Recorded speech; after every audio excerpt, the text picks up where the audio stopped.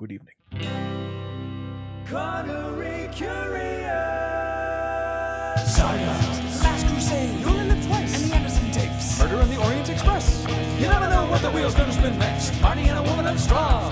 And a wounded man in Africa! We are curious of the filmography of Sir Sean Connery.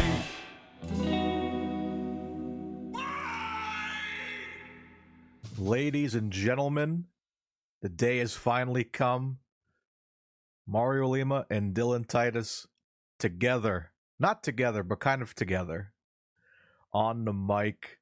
This is something we've talked about for so long. Dylan, how you doing? I'm doing pretty darn well today. Well, actually, I mean, I'm not gonna lie. Today has been an interesting day. Not entirely positive, but ending it in a more positive fashion. Talking Same here, about man. films of Sean Connery. Yes, we are. For those, if you haven't read the title already, first of all, I'm surprised you even clicked on the link. But hey, we are doing a crazy idea that kind of started off as like a one-off thing. I think I just kind of made a joke saying Connery Curious. That would be a fun podcast. And Dylan said, "Let's do a podcast." on. I think you. If I don't mean to sound like I'm hogging credit or anything, but I think I came up with Connery Curious. But I think we were talking about just the concept of covering all of his filmography. Yeah. Did you come up with the phrase Connery Curious, or did I? I don't even remember. It was a while ago at this point. I don't think it was exactly Connery Curious, but I think I said like curious about Connery. Yeah. And that's when it kind of came up. And I said, oh, that'd be a funny podcast name. And you said, yeah, how about Connery Curious? I'm like, that sounds hilarious too. And like what should we do? So basically, yeah, we're going to try and go. For those who know us and don't know us, me and Dylan have kind of always bonded over James Bond.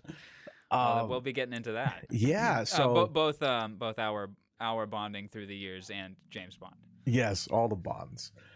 So yeah, we've always kind of really based our relationship on James Bond movies. We always talk about Bond and like, when we get together, we watch films and all that. Let's give them a little background of us then. We met in college. Yeah, CCRI. New England Tech. New England Tech, yes. Did you go to CCRI? I did go to CCRI. I went there first, and then I was like, oh, I could probably get something interesting out of New England Tech, so I moved there. Friendships. And yeah, that was the most I got out of college was just friendships. Same. Yeah, Strangely, it was with a lot of people that I would end up meeting in the music scene anyway. Yeah, honestly, yeah, we would. I think we would have crossed paths somehow. You know, with our like Sean Murphy and Eric Gary. Yeah, that just stayed in the Providence music scene anyway. Yeah, so I think we would have at some point. But yeah, it was kind of like, we just kind of, we basically, first our stuff was kind of like, music. We both enjoyed Rush and I think we clicked right off the bat because I think you had a Rush shirt on. Probably, yeah, that sounds right. And yeah, I forget how we really connected on James Bond, but I think I mentioned James Bond once. And like, oh, you like James Bond too? And like, we just gotta start. No, I just like the first one. Hey. Oh, but yeah, that was insane. But like, so yeah, it's funny. What was your first James Bond? I don't know if I've ever asked you this. What was your first Bond movie you ever saw? Oh gosh. This is not a James Bond podcast, by the way, for the listeners. Oh, yeah. Only in fragment. Like, I think. Well, hold on a second. I'm just going to do some quick math here, and then I will answer your question. I would say about 30% Bond. Well, no, I think it's more like 10. Maybe 10%. So 2 through 7. So we have 74 films, and he did 7 Bond films. So 10%, just under 10%. So 10%, okay. So this is a 10% a James Bond podcast, which means this is a J podcast, if you count the space as a letter. Yeah. Oh, but yeah. Sorry, I just need a drink of water there. My first Bond film, I think as a kid, may have been Spy Who Loved Me, because it was on TV all the time. I remember it being on AMC a lot, and elements of that were just the tombs of kiosk. The kiosk of tombs. Welcome to my kiosk. Would you like some tombs? I sell little miniature keychain tombs. I set up my kiosk in the mall. How about you? What was your first Bond film? I think it was. I think it must have been Goldfinger. Yeah, because like the standard, right? yeah, because it's funny because it's funny. My first introduction to Bond was actually GoldenEye on Nintendo 64 was the game, That was and so many people's introduction. That was yeah, a generation's introduction. but it was funny because, and I remember that Goldfinger was the first one, so I didn't know what James Bond was at that point. And then my mom would watch these old films with this man with these machine gun cars and other stuff, and I got kind of sucked in, and I started watching. And I think the first one was Goldfinger because that golf scene when they get to the golf club and Connery walks out into like the kind of road there, and Odd Job shows up for the first time. And you hear Goldfinger, "Oh, you must excuse Odd Job." And I'm like, "Odd Job?" I'm like, "He looks familiar. Odd Job's in the video game I play, GoldenEye." And so I go to get my case. But this guy's finger is gold, Yeah. not his eye. Let's go. This doesn't make any sense. So much gold. So yeah, I made that connection. I was like, oh, so this is what GoldenEye is. It's a James Bond thing. I didn't think there was any other James Bond in the world. I thought Pierce Brosnan was the only one. And it was what did you think it was just a video game, or had you seen the film? I thought it was just a video game. It was just because that was the first thing I saw. It was like cool video game series. yeah, and so yeah, and so the rest was history. Really, I watched Goldfinger, then I was like, I found out that this was the third film. Comparatively, that would be like seeing Help and thinking that the Beatles were comedians. Yeah, really, yeah. And then you really discover like, oh wait, they made that music. Yeah. That even movie stars, they're musicians. Crazy. But yeah, that was my first introduction to Bond and to Sean Connery. So I think it's fitting that we are doing a Sean Connery sort of tribute podcast. Even though my first Bond was not Connery, it was Roger Moore. Mm. And actually, upon reflection, when I, as an adult, dove back into James Bond, I did watch Skyfall, but it didn't like make me a huge fan of Bond. But what got me back, like really invested into it as an adult, was I just had a weird craving. I'm like, I just want to watch The Living Daylights. I really want to watch The Living Daylights. I don't know why. It just got in my head. I'm like, people don't really like Timothy Dalton for some reason, I think. I don't know. I didn't know anything really about the culture. I just knew, like, he was in a couple of Bond movies. I want to watch The Living Daylights, and that got me hooked. Really? Yes. And then, of course, that brings you back to Connery and all the others. Yeah, and then you work your way back. Yeah, so really, this podcast is, it just stemmed from the curiosity of Sean Connery, where it's like, yeah, we know him as James Bond, and we may know him in a few other ways. Of like, I know him as Indiana Jones's father. Yeah. So I wanted to ask. Let's go through the list. Do you have the spreadsheet open? Let's see. Let me get it out. Did you text that to us? I did. Let's see. I'm gonna get that. But I can send it to you right now as well. Perfect. Yeah, I'll just shoot that over to you.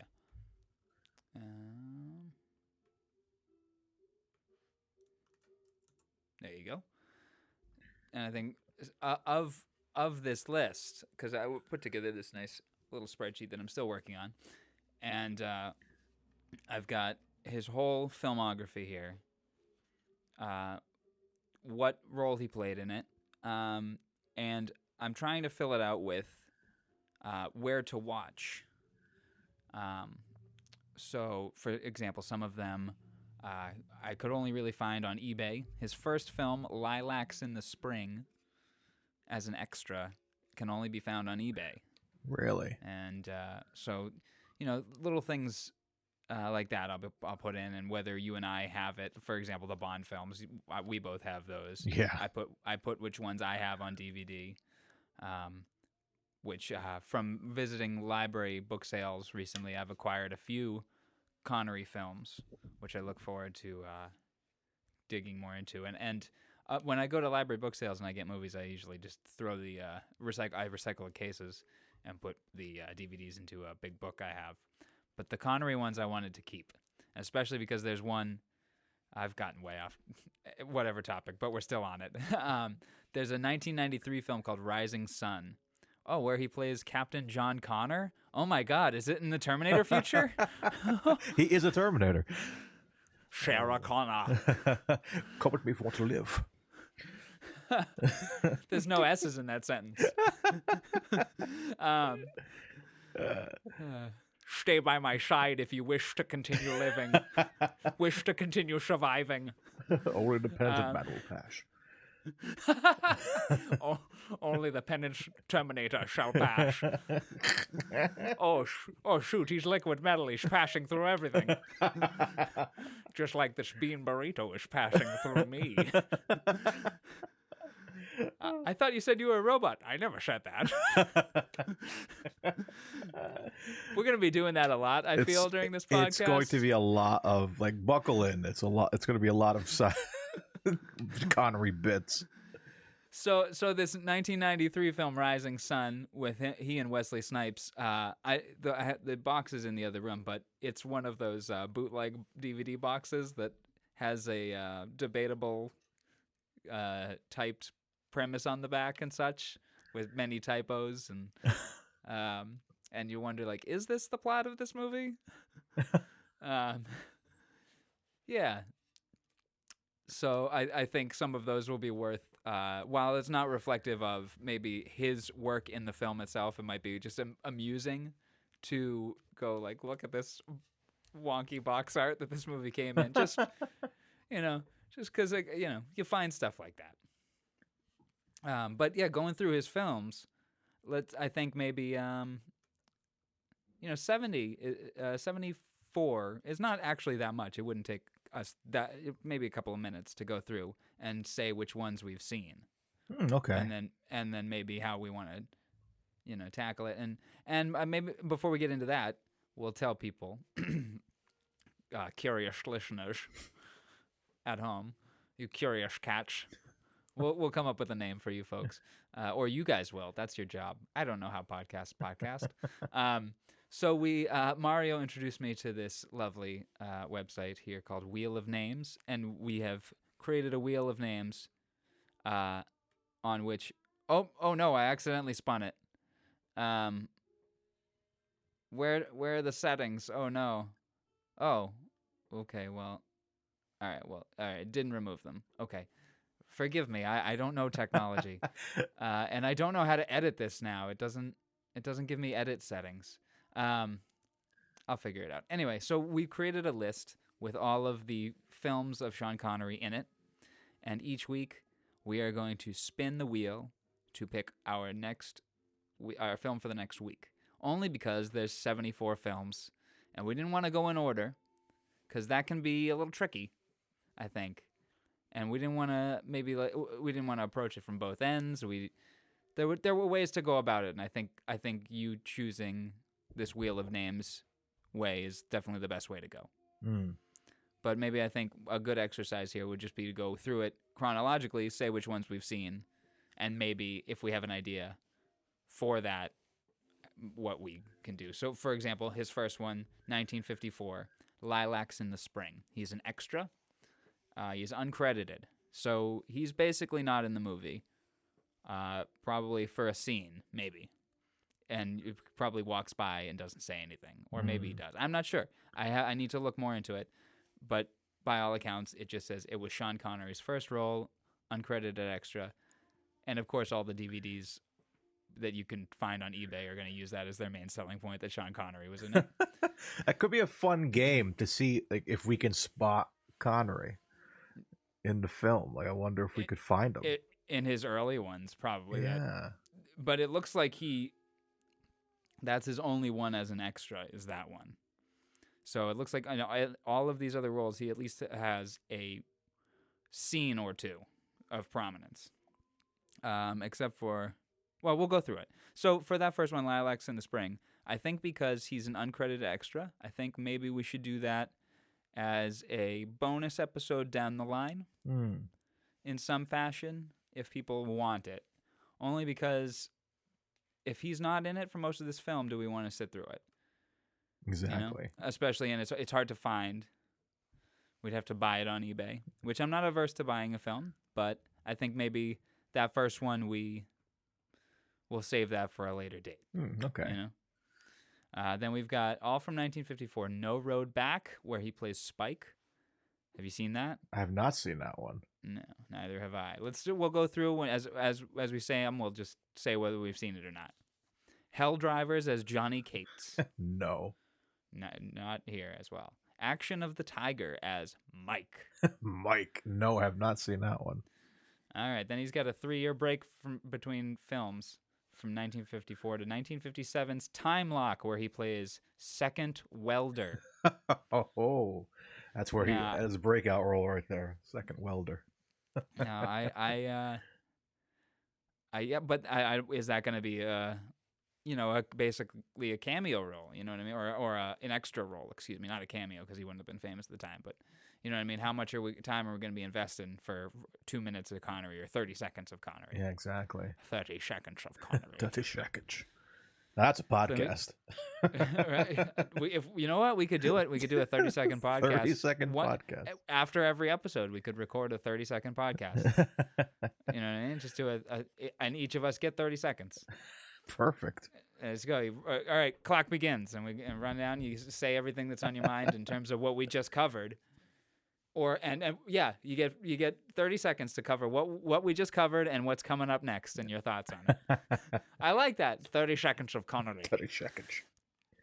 So then we got 1958, Another Time, Another Place, which also that came after Time Lock, so it should have been Another Time, Another Lock, where he plays Mark Trevor. So for most of these early films, I have not seen anything. For this whole list up until Dr. No, I haven't seen them. I think same here, yeah. There was that one Disney one I mentioned. Darby O'Gill and the Little People, which is our next film. Is that one? Yeah, so that's the only one I've only saw in passing on Disney Plus, where I was kind of like, wait, Connery's in this? And then I think I saw a clip on YouTube, and he's singing. Yes, he sings in that film. And it's fascinated me because it sounds just like his singing voice in Dr. No. So I was like, wow, he really is singing. It's hilarious. Underneath the mango tree. My honey and me. If I'm not mistaken, I think that was the film that Dana Broccoli saw that really got her all excited for Connery. Really? I think. I'll have to do my research. Anyway, he plays Michael McBride in that film. In 1959, also 1959, excuse me, is Tarzan's Greatest Adventures. He plays O'Banion. That's 1961, On the Fiddle, Peddler Pasco. Pasco? Yes. The Frightened City. He plays Patty Damien. 1962, The Longest Day. He plays Private Flanagan. And then we get into what we know. 3 films in a row. Dr. No, 62. From Russia with Love, 63. Goldfinger, 64. He had a good couple of years. Maybe not pay-wise, but famous-wise. What a time to be alive, having a Bond movie every year. Right. And the Beatles were just coming to existence. Yeah. You know? Not existence, but prominence. Yes. Then after that, we've got Marnie, where he plays Mark Rutland, which I have not seen. That's a Hitchcock film, and I'm really looking forward to that one. Woman of Straw, where he plays Anthony Richmond, not by. If you feel this is taking too long, just let me know. Oh, no, we're fine. So then the next film I have seen, this is The Hill, where he plays Joe Roberts. I really, really like this film, 1965's The Hill, and I'm really looking forward to rewatching it and hearing what you think of it. Absolutely. What's the kind of base story? They are in a military camp, and there is a big hill of dirt, and they basically make the prisoners run up and down that hill all day carrying weights, and that's their punishment. And I'm probably not describing it very well, but it is a very, very good war film that doesn't really involve war. I'm sold. It's a very good film. Like I said, I'm looking forward to rewatching it and hearing what you think. Absolutely. That same year, he did Thunderball. Oh, also, The Hill is in black and white, which Ooh. I think Marnie is too. Maybe I'm not sure. Maybe I don't know. I have the internet right here.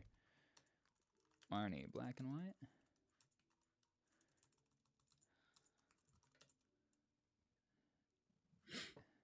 Sorry. Now I'm curious, and you go ahead and fill in. You can keep going down the list here. Let's see. So where are we at? So we're at Thunderball, Oh boy. which another one I believe we saw a couple times. Plays James Bond. Then we go up to 1966. Oh, it's going to be an interesting one. Un Monde Nouveau.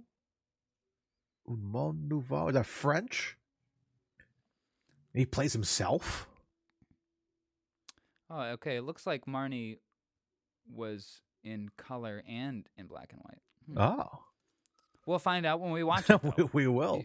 If anyone is listening and they can fill us in on more information, please go right ahead. Absolutely. Oh, and then after that is A Fine Madness, which I'm really looking forward to seeing that one. Do you know why? Why is that? You know who that was directed by? Go ahead and click on the link and see who that was directed by. Let's see. Irving Kershner, really? Oh, yeah. Ooh. Director of The Empire Strikes Back and 1983's Never Say Never Again. Let's go. He plays Samson Shillito. Shillito, yes. Shillito. And then You Only Live Twice. Samson Shillito.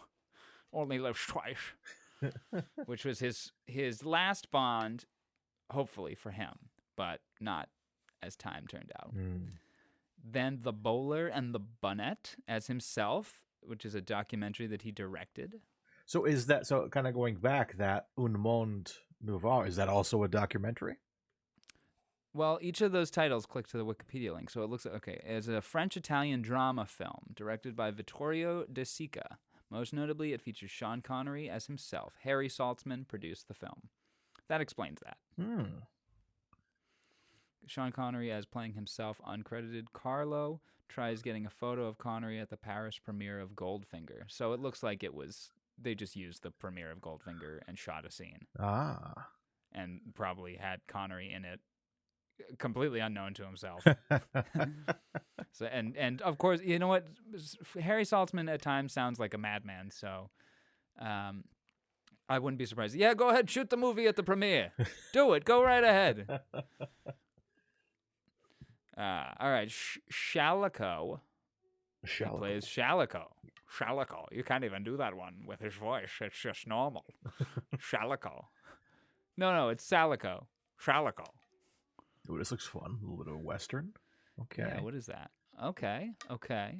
A British German American Western film. Bridget Bardot. Ooh, and this is a riveting podcast. We're just reading Wikipedia pages silently to ourselves. Well, I'm looking forward to that. If he's doing a Western, especially if he's doing an American accent, because it's in New Mexico. Oh yeah, that's gonna be interesting. A former U.S. cavalry officer with a personal interest in keeping non-Indians off Indian land. Okay, I'm looking forward to watching that. It was not a box office success, though. Oh.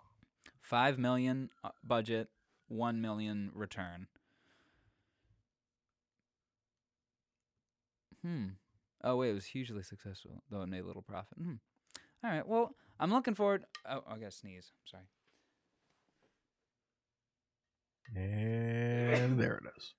And there it is. Thank you. Yes. I'll mute them. Sheesh.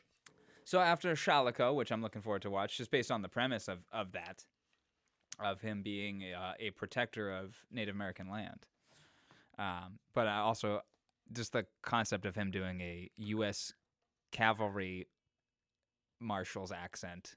It's going to be interesting. So The Red Tent is next from 1969, and I have seen that one, and I really enjoyed it. It's long. It's almost 3 hours long. Really? Yes. And he plays a real person named Roald Amundsen. And it is a really, really good film about an airship that goes down in the Arctic. And yeah, absolutely fantastic film. Connery is not the lead in it. He plays a kind of a passive character, a mentor character to the main character, that kind of just comes and goes throughout the story, but plays an important role in it. And he's very good. This is 69, and he's already starting to look older, but they also make him up to look much older. Really? And I think they give him a white wig. So after that is the Molly Maguires. That is the funniest name I've ever heard, where he plays Jack Kehoe. Molly Maguires. We're an Irish 19th century secret society active in Ireland, Liverpool, and parts of the eastern United States, best known for their activism amongst Irish Americans and Irish immigrant coal miners in Pennsylvania. After a series of often violent conflicts, 20 suspected members of the Molly Maguires were convicted of murder and other crimes and were executed by hanging in 1877 and 1878.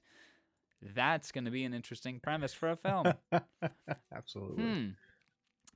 After that, we have the Anderson tapes from 1971, another film which I have seen. Okay.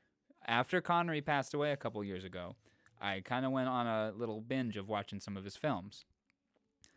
So The Hill was one, Red Tent was another, and I also have that soundtrack on vinyl for the Red Tent. Really? It's a very good soundtrack. The music is Ennio Morricone. Oh. It's very good. Am I correct on that? Yeah, music by Ennio Morricone. And the Anderson tapes is very good. Duke Anderson is the character he plays, and it's just basically a heist movie. He gets out of prison, and he promises to be good, but he's going to pull one more heist. Ooh. And it is really fun. Then after that, we got Diamonds Are Forever. Which yes. I think that one holds a special place in both of our Yes. hearts, just for how ridiculous it is. One of the most quotable Bond movies for me. Oh, for sure. Oh. Lay off that tutor, Charlie, or get a shot in the mouth.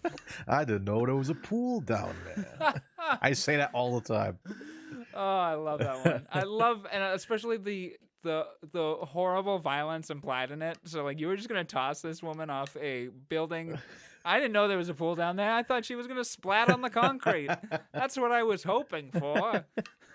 I'm a little annoyed. I'm not saying I advocate for that at all. It's just weird when the movie makes a joke, but it doesn't realize the implications of the joke that it made. You know? Yes. And Diamonds Are Forever, it's all over that film. Yeah. Of not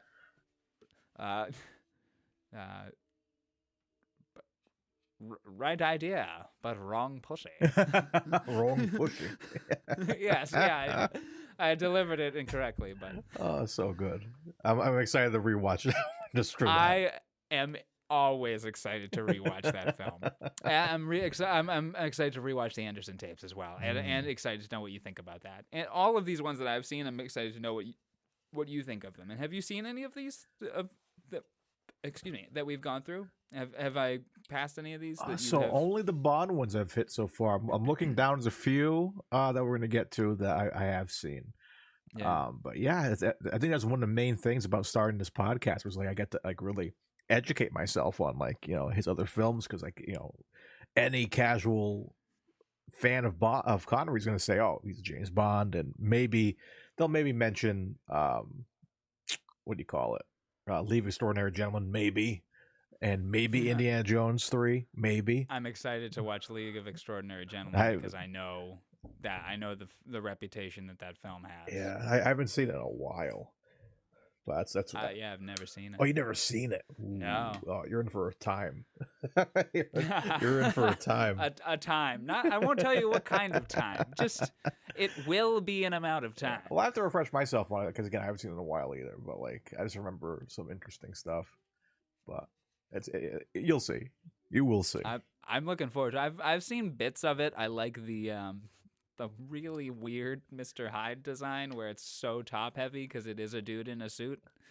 I believe that's actually rest in peace Robbie Coltrane of Bond history. I think it's Robbie Coltrane. Is it? I believe so. He plays. I don't know if he's in the suit, but I think he voices Dr. Jekyll, Mr. Hyde. I believe. I think I was talking about that. We talked about it on my other podcast, Friggin' Nerds podcast, when Robbie passed away. Everyone talked about Hagrid, of course, but I said, hey, he's also Zukowski in 2 Pierce Brosnan films, and he was in that. No, he doesn't. It doesn't look like he's in it. He's not in it? Let me see. No, I'm looking at the Wikipedia page right now, and Jekyll and Hyde is played by Jason Fleming, one person doing both roles. Well, let me see. Okay, I need to see. Let me give a Google. Here. Oh, I know what it is. Van Helsing. He was Dr. Jekyll in Van Helsing. Oh, with Hugh Jack, which I just watched. Yeah, recently. we just talked about it like 2 weeks ago. Yeah. Yeah, Nicole had never seen it, and it was a. Wait, The London Assignment. What? Van Helsing, The London Assignment? Is an action horror animated short film. Ooh. Featuring the voices of Hugh Jackman, Tress MacNeille, Robbie Coltrane, and David Wenham. The London Assignment is an animated prequel to the 2004 motion picture. It tells the events before the film. Nice. Oh, I need to watch that. Welcome to Helsing Curious. Yeah, right. Van Curious. Van Curious. You got to get Van Curious before you can get Van Wilder. Yeah, it's exactly. Which is our other podcast. Van Curious, then you get Van Interested, then you get Van Into It, Then you get Van a little too into it, then you get Van You're Addicted. You got a problem. Then you got Van what? Oh, Wilder. And then Victor Van Doom. Yeah, Victor Van Wild, Victor Van Wilder, Victor Van Doomed. Victor Van, damn it. Come on, again? All right, next we have España Campo de Golf. The golf. Spanish golf camp. Golf camp of Spain. He plays himself. Interesting. It's a short film. Oh, well, that isn't helpful. It just went... Oh, it doesn't have a Wikipedia page. I just clicked on the Wikipedia page for short film. All right. Then after that, we have The Offense, 1972. Detective Sergeant Johnson. Wait, is he Detective Sergeant or is his name Sergeant Johnson? Sergeant Johnson. Either way, his name is Sergeant Johnson. Anyway, that one I'm really looking forward to watch. That's when he made Diamonds Are Forever, he made it with the condition that he make 2 other films as well of his choosing, and The Offense was one of them. And I don't think the second one was ever made. Really? But that is directed by Sidney Lumet, one of the great film directors of all time.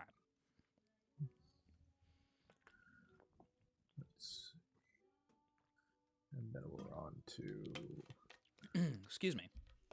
Zardoz after that. He plays Zed. Have you ever seen Zardoz? I've not seen that. Neither have I. I'm looking forward to that because I know of the red suit, and that's it. That's all I know. Oh, yeah, like the little, like the kind of, the Borat kind of thing going on almost. Yeah. I have no idea what that film is other than schlocky sci-fi, but I'm really looking forward to watching it. I'm interested, too. After that, Murder on the Orient Express. That Colonel Arbuthnot. You've seen that one? I have seen because I did not realize that the 2017 film was a remake of this. I had no idea. Well, it's the books, the Agatha Christie books. Yeah, the books, yeah. But I had no idea there was a film that existed, and when I found out about that, I said, wow, Connery was in this. This is fantastic. So I ended up watching it like not too long ago. I think like a couple of years ago I watched it. But yeah, super interested to see this again because, like, again, I only saw it once. And I'm looking forward to it. Yeah. I love a good whodunit. Nicole and I rewatched the Scream films recently, and those are great whodunits. Just reminds you of how good a good whodunit can be when it's done right. Sidetrack. One fun whodunit is one fun whodunit. No, fun whodunit. Steve Martin Short. Only Murders. Only Murders. What a fun show. I've heard good things about that. Oh yeah, it's just finished second season. I think third season's on its way. Really fun binge. I suggest binging it because you're gonna want more. I feel if you get into it. So that's another one. I dig it. I just did a little binge of Obi-Wan Kenobi, which we can talk about after this podcast. Yes, of course. It doesn't. But can you imagine if Sean Connery was in the Star Wars universe? Oh, If he was Obi-Wan instead of, no, he would have been too young. I would have liked him to be. No, actually, he would have looked old enough. Yeah, I would say switch one of his other Bond co-stars, have him be Count Dooku. That would have been interesting. I think it would have been interesting, but I think that he wouldn't. I think he was at the point where he wasn't getting stuff, and wasn't that the reason why he did League of Extraordinary Gentlemen? Because he had turned down Lord of the Rings, he had turned down The Matrix because he didn't understand them, and I think he would have turned down Star Wars at that point because he didn't understand it. But if you get Connery in 1977, maybe hurting for work a little bit, you know, not that he was ever really hurting for work, but Zardoz is 1974. Oh, man, yeah, so we got to wonder what his. But I don't know. We'll find out as we watch these things. I think he would have, who he would have played would have been Tarkin. Ooh, Tarkin would have been cool. Yeah. Or Darth Vader would have been a completely different character because it would have been Connery.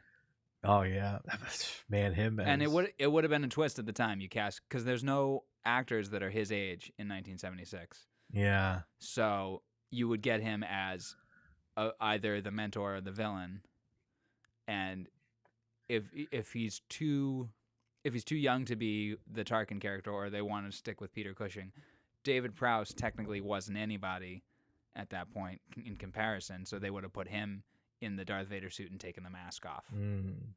Because he's like, no way am I acting behind a mask. Commander, tear the ship apart until you found those plans and bring me the passengers. I want them alive. See, now I want that now. Now I want to see that. I do too. Well, Darth Vader is entirely voiced by James Earl Jones AI at this point, so can we just get Connery? Yeah, give us some Connery. I'm sure we have enough clean audio of him talking, so we can just have him say anything. I'm into it. Greetings, Dylan and Mario. It's an honor to be on your podcast finally. Oh, Mr. Connery. I've listened to it every day beyond the grave. Good to hear from you, Mr. Connery. What? I can't hear you. I'm still very old. This is the all right. slash into 7. Slash into 74. 74, Ransom. Ransom, where he plays Nils Talvik. I've never seen Ransom. Me either, no. Now we're in 1975, The Dream Factory. It's a documentary. He plays himself. The Wind and the Lion. He plays Mullah Ahmed Iraisuni. Mulai? I'm not even going to try that a third time. Mulai sounds right, I feel. But The Wind and the Lion is one that I picked up at library book sale recently. A 1975 American epic adventure film. Loosely based on the real-life Perdicaris affair of 1904, the kidnapping of Greek-American Ion Hanford Perdicaris and his stepson, a British subject, by bandits. Okay. And it's directed by John Milius, another great screenwriter and director. Okay. All right. And then Robin and Marion plays Robin Hood, 1976. And The Next Man. Oh, wait, you jump over that 75 one? Oh, The Man Who Would Be King. Yes, The Man Who Would Be King. That's the one you told me about. Yes. Yeah, that's the one. With Michael Caine and Sean Connery that looks pretty fun. Yeah, I'm really curious about that because I first heard about it several weeks ago too from one of our mutual favorite podcasters, Matt Gorley. Talked about it on the Conan O'Brien podcast, and I was like, I'm like, what is this? Because they brought up what's like a Sean Connery, Michael Caine film. I'm like, that sounds like a fun time. Let me look it up, and I saw a trailer on YouTube, and this one looks like a blast. So this is one on the list. I'm really excited to see for the first time. Christopher Plummer as Rudyard Kipling. Excuse me. That's very interesting. The film follows two rogue ex-soldiers, former non-commissioned officers in the British Army who set off from late 19th century British India in search of adventure and end up in faraway Kafiristan, where one is taken for a god and made their king. This sounds like a blast. Yeah, I can't wait. And the two of them together. That's got to be a great combination. Two of the most iconic voices of all time. Right? Connery and Michael Caine. I'm not even going to attempt a Michael Caine. I'll fall all over that one. Is this your first day on the job? He ain't got a name tag. he was my favorite Bond. Mike Caine in Goldmember is one of the best Bond performances ever of all time. Oh yes, he's fantastic in that film. Yeah. Good Lord, you're a tripod. Now, if you have an issue, here's a tissue. Shat on a turtle. All right, Robin and Marion. He plays Robin Hood. The Next Man. I'm not even going to attempt that name. A Bridge Too Far. Major General Roy Urquhart. I have A Bridge Too Far, and I have it on Blu-ray. I gotta change that. Yeah, this is a movie I hear about all the time and never have gotten to see it. So this is another one I'm like really curious to see as well. Connery curious, if you will. I've owned this on Blu-ray for 10 years, maybe. Really? More than that, probably. I remember buying it at a BJ's with my dad. And it was like a 2-pack of movies. It had something and A Bridge Too Far. And I still have it, and I have never watched it, and I'm really looking forward to it, because that's another film with a stacked cast. Look at the cast on Wikipedia there. James Caan, Michael Caine, Sean Connery, Edward Fox, Elliot Gould, Anthony Hopkins, Gene Hackman, Laurence Olivier, Ryan O'Neal, Robert Redford. Wow. Like, so many British and American cast. John Ratzenberger's in it. Oh my God. So 2 Connery and Michael Caine's about back to back. That's really fun. Richard Attenborough. Yeah, 2 of them. 2 years apart. A couple of years, yeah. The First Great Train Robbery. I've never seen this one. He plays Edward Pierce. Meteor. He plays Dr. Paul Bradley. 1979 feels like it's going to be taken off the success of Star Wars. Sean Connery and Natalie Wood, which he worked with her younger sister 8 years before in Diamonds Are Forever. Lana Wood. 1979, Cuba. Robert Dapes. Robert Dapes. 1981, Outland. So he took a year off in 1980, it seems, from film. 1981, Outland, which I had from the library once, and I watched about 10 minutes of it, and then I couldn't watch any more for some reason. And I never finished it. I think it was because it was boring. I'm not gonna lie, but I'm gonna come back to it for this podcast, obviously. And I think on that subject of being bored by a film, I think I'm just gonna power through any film for this podcast for that purpose. Like, okay, I couldn't do Outland before, but you know what? I'm gonna power through it now. But I think if there's ever a film that both you and I just can't seem to power through, I think it's safe that we just call it. Be like, hey, I know last week we said we would do, Ransom, but we both got 35 minutes into Ransom and we just could not stand it anymore. So, in the same way, like when you're watching a horror movie, like, okay, this isn't gonna get any less scary or gory or gross. Exactly. Like, all right, I can turn it off now. Exactly. All right, Time Bandits. Have you seen Time Bandits? I've not seen Time Bandits at all. I've watched the first 20 minutes of Time Bandits as well, and I think that was just a me falling asleep thing. Because it's very interesting. It's Terry Gilliam. So it's an interesting, all over the place kind of weird film.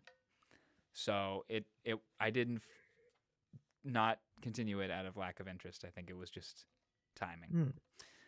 1982, Goal. It's a narrator. And it is a documentary about the FIFA World Cup in 1982 held in Spain. Wow. Now, do we want to watch that? Are you a soccer person? I am, yeah. Definitely in the family as well. So I think it'd be interesting to, that could maybe be a paywall thing as well, a Patreon one, I mean. Okay. So possibly. So yeah. Because if it's a documentary, so it's probably not going to be the whole game. Probably just him, setting up of the World Cup. Once there was a soccer ball. Yes, they decided it was probably best to be round instead of cube. I used to play cue ball when I was a youngster. Soccer cube. Foot cube didn't really do much for the children, and you just ended up breaking your toes. We play with steel bricks, you see. Yes, it was only just 3 years ago we figured we'd make the balls rubber. Then they call it rubber ball. Rubber sphere. Rubber square. Rubber cube. Rummy cube. Then we all just went inside and played Rummy cube. All right, 5 days, one summer, as opposed to 500 days of summer. Just 5 days in one summer. It's 100 times less summer than Mark Webb's film of the same name. He plays Douglas Meredith. Wrong is right. He plays Patrick Hale. Sean Connery's Edinburgh. He plays himself. It's a short documentary. I think that might be another one, maybe for the. We'll figure it out. We'll figure it out when we come to it. Exactly. You know? We'll take a look and we'll see how easy it is to find some of these things. Then I'm excited for this one. Never Say Never Again. Never Say Never Again. I like this movie. You like this movie? I have to revisit it because I remember, it's one of those weird ones that you forget exists, and it's interesting. I am interested to maybe we make an exception, and we try to do Thunderball and Never Say Never Again back to back Together. Yeah, I'm down for that. Just to get those two reviewed. Because they're so similar. It's the same story. Yeah, it's basically it's a retelling of Thunderball in a way. So yeah, I'm interested to see how that compares back to back. Same. Let's do that. I'm very down for that. So if I watch our first spin, it'll be Thunderball. Yeah. So all right. So in that scenario, if we get Never Say Never Again, do we do Thunderball first? Or do we do? Because I think it's probably best that we do Thunderball first. I think so. I think it's because you're getting a comparison of where he was at Thunderball and where he was at Never Say Never Again, and just performance wise how different it is. So I think it makes sense to kind of go before than after. Okay, so even if we spin and get Never Say Never Again, we'll start with Thunderball. Yeah, I dig it. All right. And for those of you in the audience that are not aware, Never Say Never Again is a film that is an unofficial James Bond film made with holding the rights to one story, the story of Thunderball. And we'll get more into the legal stuff of that when it comes to that episode. But a certain person had legal rights to one story being Thunderball, and they could make that film. And so this person went off and made that film. Totally unconnected to the Broccoli family that was making the James Bond films for years, and continue to this day. So, anyway, that is why we're going to watch them together, because they are essentially the same story. All right, moving on. 1984, Sword of the Valiant. He plays the Green Knight. Never seen that. Neither have I. Highlander, 1986. Have you seen that? No, only another one I've heard about for years. Just never got around to seeing it. Yeah, I only know it as a cultural reference. Yeah, same. He plays Juan Sanchez Villa-Lobos Ramirez. I'm sure that won't be problematic in the slightest. 1986, The Name of the Rose. William of Baskerville. Not seen. 1987, The Untouchables, which I have not seen, but I've heard it's great. Same. Yeah, I have not seen it. Heard it's great. He plays Jim Malone. 1988, The Presidio, Lieutenant Colonel Alan Caldwell, which is a film he's in with Mark Harmon. And I know that because I didn't buy it at the library book sale. I don't know why I didn't buy it, but it must have been because it's on a streaming service. Memories of Me, 1988. Himself, an uncredited cameo. Citation needed. So maybe that will be another behind the... or we'll figure out what to do with it at a later time. And then your favorite here. Is it your favorite? It's my favorite Indiana Jones movie. Is it your favorite Connery film?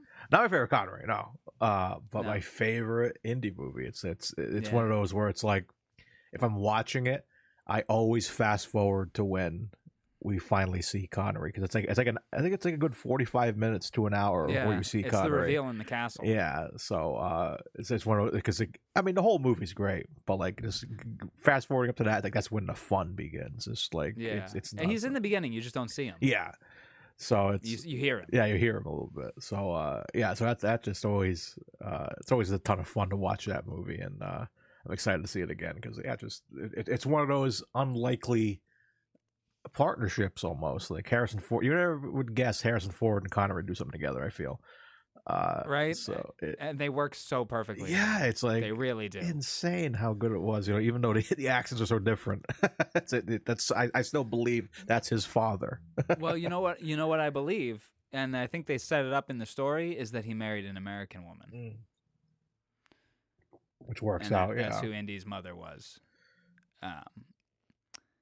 And kind of gives it, like, of course, this man with an accent would be instilling in his American son that doesn't have an accent to learn other languages. Because his first scene is like, count to this in Latin, right? yeah, Am I right? yeah. I think Or, so. or what? Name the saints in Latin or something. I forget what it is, but Yeah. the first thing he does when he runs in the house, he's all excited and he's like, "Say this," and he starts repeating it, and he's like, "Now do it in Latin."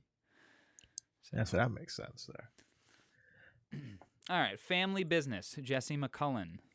Then we move to 1990, The Hunt for Red October. I love that movie. I've only seen it once, and I saw it last year, but good God, it was fantastic. I've seen it quite a few times. It's one of those movies, for some reason, it doesn't really anymore, but it used to always come up on AMC during like Thanksgiving and Christmas. I don't know why. But It's a cozy movie for sure. yeah, so like that's one I haven't seen it in a long time, so I'm excited to see that again.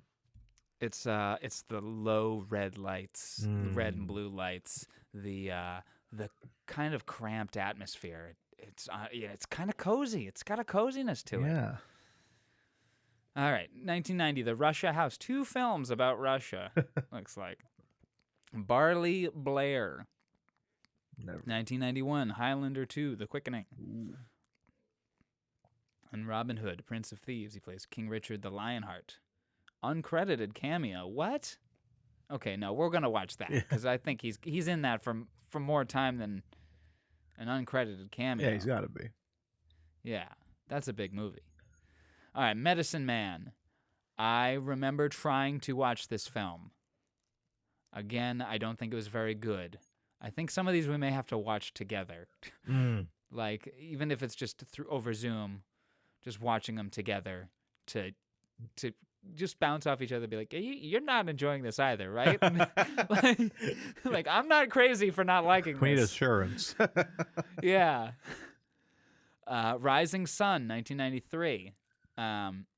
That's the one I was saying. It was with Wesley Snipes. He plays Captain John Connor. Yep. 1994, A Good Man in Africa, Dr. Alex Murray. 1995, 2 films. He was in Just Cause as Paul Armstrong, or Just Cuz. At First Night as King Arthur. First Night is awesome. I love First Night. Yeah, that's actually that's one of my mom's favorite movies of all time. Really? Shit. And another, like, my mom's is what was like my introduction to Connery. She introduced me to Goldfinger and all that, and then she showed me this, and I was like, oh wow, it's really fun. It's him and Richard Gere.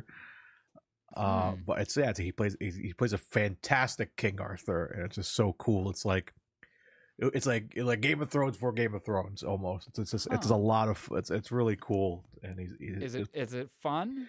Yeah, it's fun. Yeah, it's very very good performance, and yeah, it's Connery as King Arthur. Like, what else can him like Knights of the Round Table? Yes, and like they put the swords down and shit. It's just fucking badass. Absence of magical elements. Yeah, And it was directed by Jerry Zucker. Yep. Wow. Who did Airplane and Top Secret and Naked Gun 1 and Rat Race and Ghost? What? He directed Ghost? Yeah, that's a fun one. I'm looking forward to. So you never, I'm looking forward you to never it. seen it? I've never seen it. That's No, interesting. I'm looking forward to it. It's on YouTube. Oh, perfect. I might All right, have a after that- DVD actually too. I could look around. I might used to have Oh, it. beautiful. I find it all. And so, right here we got two mythical movies in a row: First Night and then Dragonheart, Yes. 1996, where he voices a dragon with Dennis Quaid. Yes. That'd be an interesting. That would actually be an interesting double pairing. I'm not gonna lie. Yeah, honestly, yeah. And maybe that with Sword of the Valiant. It's a dramatic fantasy film. You know what? That would actually be cool. As we go through these, we find out what films pair well with other films. Yeah, like Fantasy Week. We'll do like do a Connery Film Festival yeah, over Twitch or something, right? yeah, that could be fun. Yeah. There we go. All right, and then The Rock. Have you seen The Rock? I've seen it once, so I've never seen it. so it's one of those of like it's kind of like his main. If you look at like Connery's like front page, it's like this is like one of the films besides the Bond films that you see up. So pretty popular. Believe Nicolas Cage is in this one. Yes, and I've heard that it's Michael Bay's best film. Probably. Which I am looking forward to watch it because I have heard that it is a very good film. Yeah, so that's gonna be fun to see. Then after that, we're almost at the end here, folks. 1998, The Avengers. Found that one at the DVD sale at the library recently. Sir August de Winter. Ah, yes. I'm looking forward to that because I know how crazy it is. I've seen clips of it. The board meeting where he is dressed as a giant Grateful Dead bear, right? You know what I'm talking about? Have you seen this? I've seen pictures of it, yeah, but I've never seen the movie. I've never seen it in full either, which also I think right now is a good time to mention I think the first movie that you and I ever saw together was The Avengers.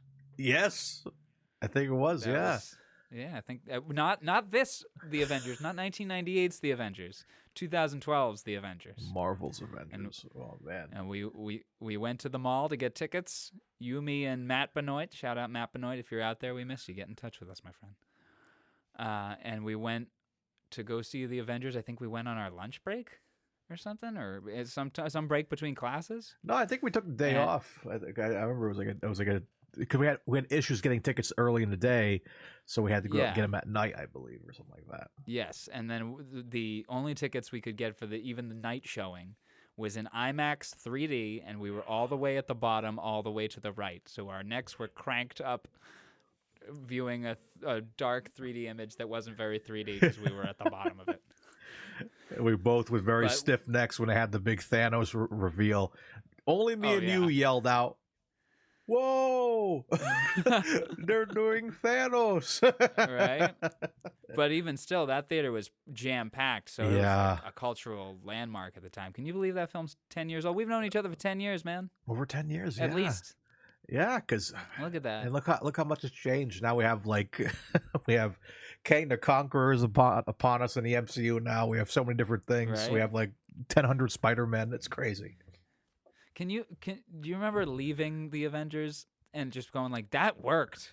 Holy cow, they've never done anything like that, of taking all these movies and putting them together and making it work as a movie. That we didn't even have to see all those other movies, and this movie worked. Yeah, it was such a journey, because I remember the build to that was so special, and just like, oh cool, Iron Man's a thing. Oh cool, they might connect the Hulk at some point. Oh cool,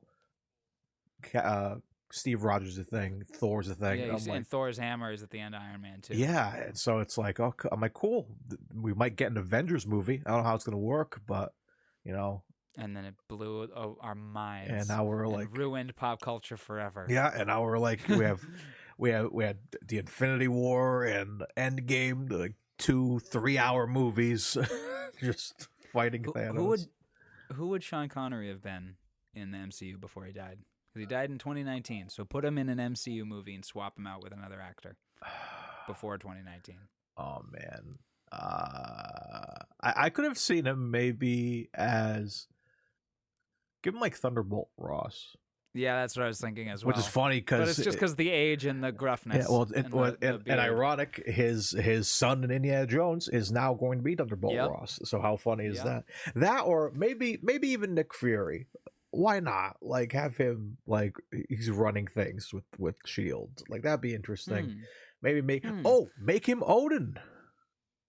Oh yeah, you know what? That's Odin who it would be been. great. Would have been Odin. I mean, Yep. You called it. you'll get a piece of that in First Night. Like if you look at his performance First Night, that could be Odin almost. Oh, okay. I'm excited for this. Ooh, you got me excited for First Night. It's gonna be fun. Let's see what are the last right. bits we have here. Moving on. Playing by Heart, he plays Paul. Then Entrapment, he plays Robert McDougall, and I found Entrapment at the library book sale as well. That is him and Catherine Zeta-Jones. Ooh. Then we've got Finding Forrester from 2000. William Forrester. You're the man now, dog. That's that film. Now, our final ones. 2003's The League of Extraordinary Gentlemen. There it is. Plays Alan Quatermain. Now, I'm going to skip one here. I'm going to go Ever to Excel. Not the sheet processing document. We're using Google Sheets for that. But 2012's Ever to Excel, he was the narrator, and it was his final film. Now, I'll have to do some more research on what exactly this is. You know what? I'm just going to do it right now. Ever to Excel film. The history and development of St. Andrews University, Scotland, on the occasion of its 600th anniversary, and the story of how its graduates have shaped the modern world. 8.5 out of 10. Sean Connery as the narrator. Okay. So we'll have to find where we can find that. It's 80 minutes long. All right. Now, the reason I skipped that is because I want to talk about this one, and this might be the film of which I am most excited to talk about. Like, this is the reason why I thought we should do a Sean Connery podcast. Like, whoever came up with the idea, whether it was you or me, whatever it was, my brain just went, we can talk about Sir Billi. Sir Billi. Sir Billi. 2012's Sir Billi, the last starring role of Sean Connery, also known as Guardian of the Highlands. It's a 2012 British computer-animated adventure comedy film. Oh. Now, this comes the same year as Skyfall and the Avengers. Yeah. So he could have made some appearance or something in Skyfall. I know that would have sucked. It would have kind of brought the movie down, but it would have made it better. They want him to be this. the guy at the ranch, right? The gameskeeper, Yes. right? Yes. Yeah. Kincaid. I'm sure that idea was floated for 15 minutes and then instantly just dropped down. But it would have been infinitely more societally acceptable, culturally acceptable than whatever this film is. But I am so excited to watch Sir Billi. I think you and I should watch it together. Words cannot describe how excited I am for this movie, man. Watch this be the first film. This is it's a CGI film. The film is Scotland's first CGI animated film. So when you watch it, I don't know if it's representative of like how much they care about creating CGI over there at the time, or I don't know. Forgive me, I didn't mean to lose the plot completely, but I am just so interested in watching this movie, man. Sean Connery as Sir Billi, Alan Cumming as Gordon the Goat. Those are the only names in it, really. There's other actors, but they're all Scottish actors, but no names that you and I would know. On Rotten Tomatoes, the film holds an approval rating of 0%. Wow. Film has a weighted score on Metacritic of 17. a few in-jokes referencing Connery's past role as Bond, such as a title sequence featuring a Shirley Bassey song that pastiches Bond themes. I An ignominious end to Connery's career, even compared to his previous film, The League of Extraordinary Gentlemen. The CG is the ugliest that I have ever seen. So this is just from Wikipedia, and that's not a source to be taken as gospel. But music by Shirley Bassey? What? really. Yeah. Oh my God. I need to find out everything about this film. Connery had retired in 2006, but joined the film's cast as a favor to the Hartmans, who made the film. He joined us as a favor. The budget of this film is 15 million euros. Its box office was $15,000. I'm sorry, I didn't mean to go so off the ranch here with this one, but I'm just so excited to watch this film. I'm very curious. This is the reason why this podcast exists, is to get to Sir Billi. Like, that film has fascinated me for 10 years, and I've never watched it. I'm like scared to, you know? It's an undertaking, and I feel like I need to watch it with a friend. I think we need to be together for this, and yeah, it's with our luck, it will be the first spin. maybe even record a commentary track. I think after we watch it, if we're going to do a commentary track, we need to get acquainted with it. Yeah, we'll be laughing like, too hard or whatever the first time. This is where this pothole in the road is. Yeah. We'll point it out after we've hit it already. But man, yeah, there it is. Those are the films. So like, yeah, I think this is it was a good thing we decided not to go in order, because there's something. I think it would have been painful. Yeah, so I think definitely going through it, you never know what you're going to get, and all that. So yeah, we have at least, you guys have 75 episodes with us, at least, maybe a little under 74. Let's call it conservatively 70. 70, because we do have a few that we might make Patreon exclusive, which we'll get information on that, once this ball As we starts work it rolling. out. Yeah. And another good thing about going in random order that way is you and I are big fans of the Bond films, and this is our way of hopefully spreading those out, so we don't just blow our Bond load, Exactly. for lack of a better term, and just not have any fun Bond films to watch anymore. Like, even like I would be like, oh, we still have Never Say Never Again, but then after that we have so many films to get through that we still have 25 films to get through after that. Yeah, the gap between we have 71 to 83. 83, so 12 years worth of films. Yeah, so I think this works out great, and we'll definitely 20 films between. Yeah, so that's it. I like man. this. So all right, man. So I think it's time for the. You think it's time? The first wheel spin of Connery Curious. Yes, I just want to. Let me just try and reload this, because I want to. Okay, I'm in the right spot. Because the link that I put in here, I'm gonna change that. I want to. I can't edit that one, so let me reopen it and customize. After spin, display the remove button. Okay. All right, I'm just making sure it's all good. All right, do you have it open? Let's see. Or I can spin it. I'll spin it if you want me to. I'll have you spin it.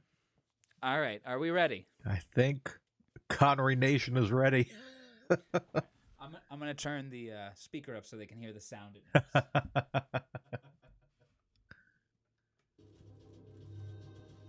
Ooh.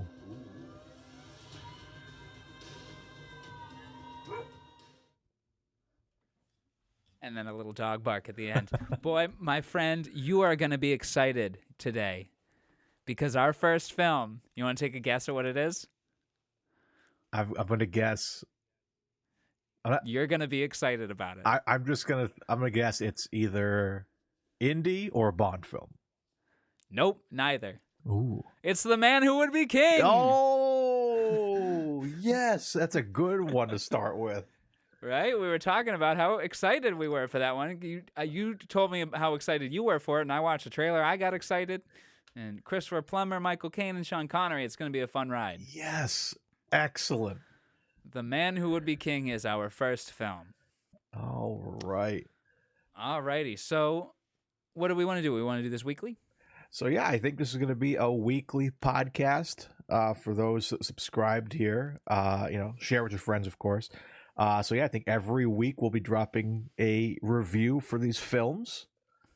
Which looks like maybe we could get through Connery's whole filmography in a year and a half. At least. If we do it that way. At least, yeah. So and then, after every episode, we'll spin the wheel, so you guys will know what film. So if you guys at home want to watch along with us and listen to our discussion afterwards, you guys can have that film ready and all that good stuff. And we'll provide links. We'll probably put together a Twitter or something if that's not burnt down by then. Yeah, we'll figure out the socials. Yeah, so we can. You ever listen to movie podcasts when you haven't watched the movie? I did once. I forget what it was for though, but very rarely. It depends on how. If I know that the conversation is going to veer in and out of talking about the movie. We mentioned Gorley earlier. With Gorley and Russ, they'll talk for 4 hours, and so they'll barely talk about the movie sometimes. It'll be like, that's okay that I haven't seen consenting adults. I can just listen to them talk. But yeah, so if you're at home and you have access to these films, I would recommend the website Just Watch. They will tell you where you can find these films, and if you can't find them on there, check your local library. And if your local library doesn't have them, check your local library's system, because guaranteed another town's library nearby you will have it, and they'll send it over to your library, and you can pick it up and watch it with us. There you go. So. Or if you're crazy like us, maybe you just want to listen to the podcast first and be like, this seems like an interesting film. Maybe I'll watch it. So who knows? Or not watch it. Oh my God. Maybe we're doing this for the working man. We're getting you guys through these movies so you don't have to. But yeah, well, and also for the working person, if you got a monotonous job, you put your headphones in and listen to us talk Connery. There you go. Listen to us get Connery curious with each other. If you guys enjoy this, there'll be more in the future. We talked about tackling other Bonds, like doing maybe Roger Moore curious. Well, yeah, our second season, we get more curious. Yeah, we can do the limitation, or maybe you guys suggest actors that you would like to hear about in the future. So it could. Yeah, I wouldn't be opposed to that. Yeah, it's like if especially if we're going through this list and. An actor comes up that we're like, hey, we were watching A Fine Madness, and some actor came up in this, and they are fascinating, and they've been in 8 films. Let's watch all 8 films. Let's do it. That's it. Something like a John Cazale scenario where every single film they've been in is great, and they've been in 5 films. All right, yeah. So possibilities are endless, guys. So yeah, man. So. But potentially, our connection of our bonding of Bond, maybe we'll go through each of the Bond actors. I think we had discussed this on the phone beforehand, but if we were to do the same thing, Connery curious, Moore curious, Craig curious, Brosnan curious, I think the most Dalton curious. I think the most interesting one would be George Lazenby's filmography. Yeah, because I have no idea what else he's done. Nope, but also it's all low budget schlock. So can you imagine how fun it would be? It would be like an episode of Red Letter Media where they just watch the craziest stuff ever, but all of them have George Lazenby. Yeah. I'm not saying I want to be like Red Letter Media. I do love their stuff, but in the sense of not copying a format, but just watching some.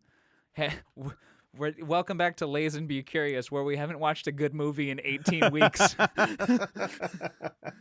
And we spin the wheel. It's like, please be Majesties, please be Majesties. Nope, not Majesties again. Straight year of no Majesties. Oh man, this has been fun, my friend. This has been awesome, man. So yes, so this is episode 0. Episode 1 will be up soon. So yeah, share with your friends. So we'll let you guys know on the socials about where you can contact us, all that stuff. So I think that's going to do it for us here today. Yeah. We will have our info a little more down packed, our intros and outros a little more down packed come once the podcast gets rolling a little bit. But yeah, we look forward to seeing you in our next episode where we talk about the man who would be king. There's no S's in that. The man who would be king. Yes. Just put a yes at the end. That's usually good. Yes. the man who would speak kings. That's going to do it for us this week for Connery Curious. So we'll see you guys on the next one. And remember, I got one. And remember, stay curious. Stay safe and stay curious. Yes. I'm Dylan Titus. And I'm Mario Lima. Have a great day.